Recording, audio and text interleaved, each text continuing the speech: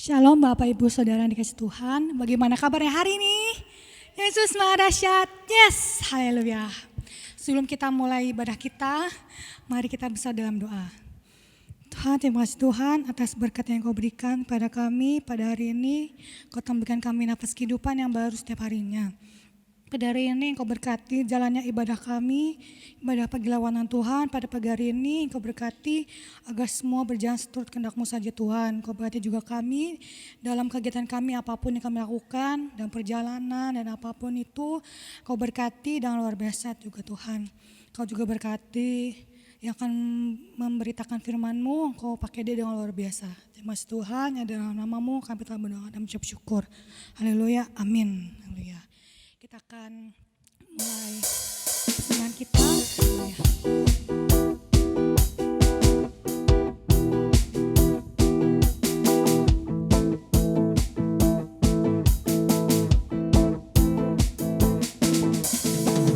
Bersyukurlah kepadanya, bawalah pujian baginya, karena dia rajaku, dia yang perkasa.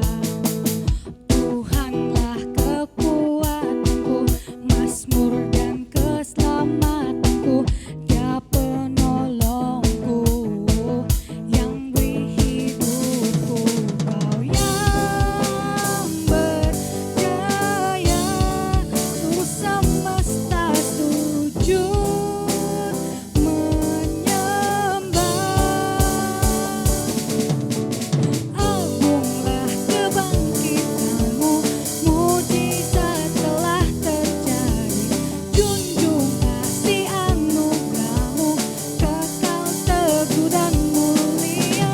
Masyurlah perbuatan-Mu, Kau penyelamat hidupku. Kasih-Mu tiada tara, bertahta Kau Tuhan Rajaku.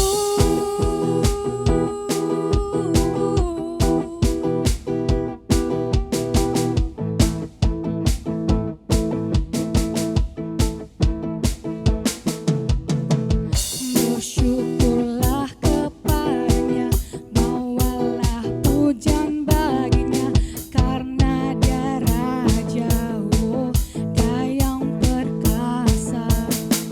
Tuhanlah kekuatanku, mazmur dan keselamatanku, dia penolongku, yang beri hidupku. Kau yang berjaya, seluruh semesta sujud menyembah. Agunglah kebangkitan-Mu, mujizat telah terjadi. Junjung kasih anugerah-Mu, kekal teguh dan mulia. Masyurlah perbuatan-Mu, Kau penyelamat hidupku. Kasih-Mu tiada tara, bertahta Kau Tuhan Raja. Agunglah kebangkitan-Mu, mujizat telah terjadi. Junjung kasih anugerah-Mu, kekal teguh dan mulia. Masyurlah perbuatan-Mu, Kau penyelamat hidupku. Kasih-Mu tiada tara, bertahta Kau Tuhan Rajaku.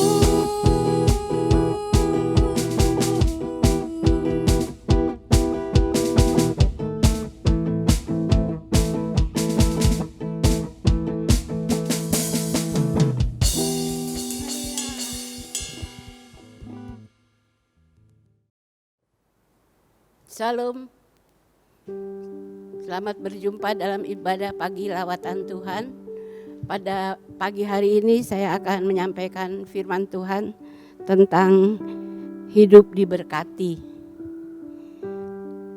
Saudara, hidup diberkati, dilindungi, dijaga Tuhan adalah pertama kita memberi diri untuk benar-benar dikembalikan ke rancangan Allah semula.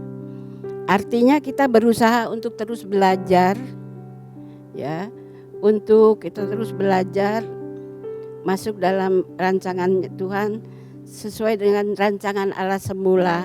Dan rancangan Allah semula adalah manusia yang di dalam segala hal yang dia pikirkan, ucapkan, lakukan selalu sesuai dengan pikiran Allah. Itu sama dengan hidup dalam kekudusan. Hidup tidak bercacat, tidak bercela. Ini sama dengan memiliki kodrat ilahi atau mengambil bagian dalam kekudusan Allah. Terdapat dalam 2 Petrus 1 ayat 3 sampai 4 dan Ibrani 12 ayat 9 sampai 10. Yang kedua, kita harus sungguh-sungguh mempersembahkan hidup kita bagi Tuhan. Benar-benar kita tidak menyisakan untuk diri kita sendiri, jadi rela dipakai untuk kemuliaan nama Tuhan. Itu tidak harus diberikan untuk gereja, harus kita gunakan sesuai dengan pimpinan Roh Kudus.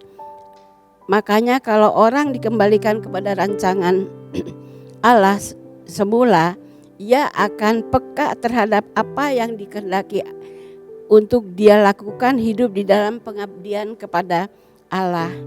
Dan yang ketiga, merindukan kerajaan surga yang akan datang.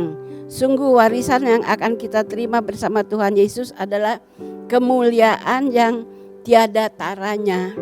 Tidak ada sesuatu yang dapat mengimbangi nilai itu, sekalipun seluruh harta di dunia ini dikumpulkan berapa triliun, tidak tahu, tidak bisa dihitung, tidak ada artinya dibanding dengan Tuhan Yesus sebagai Tuhan yang akan bersama dengan kita dimuliakan oleh Allah Bapa. Kalau kita benar-benar memenuhi 3 hal ini, kita tidak perlu takut menghadapi segala hal. Ketika nama kita dirusak, kadang hati kita menjadi kecut, kadang juga marah. Tapi satu penghiburan yang Tuhan ajarkan adalah bahwa kalau hidup kita milik Tuhan, nama baik kita merupakan pertaruhan untuk pekerjaan Tuhan. Tuhan pasti melindungi dan Tuhan juga akan proteksi. Lindungi keluarga kita, lindungi orang-orang yang kita kasihi. Inilah rahasia sukses, rahasia keberhasilan hidup kita. Tetapi kalau kita tidak melayani Tuhan dengan tidak baik, tapi kalau kita melayani Tuhan dengan baik, tidak hidup dengan benar, tidak menjadikan surga sebagai fokus, kita tidak layak menerima perlindungan Tuhan. Bahkan semua kejadian yang kita alami bisa memuat berkat kekal.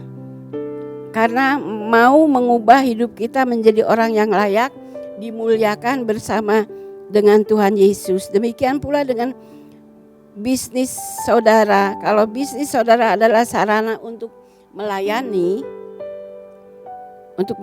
Tuhan, maka Tuhan tidak akan membuat bisnis saudara menjadi bangkrut atau hancur lalu rusak.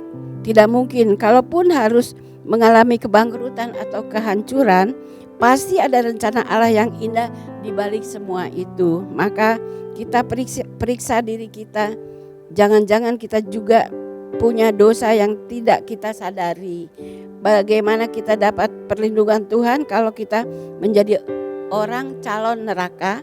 Jadi orang yang tidak hidup kudus, tidak mempersembahkan hidupnya sepenuhnya bagi Tuhan, tidak sepenuhnya bagi Allah, tidak fokus ke langit baru, bumi baru, bagaimana layak dilindungi Tuhan.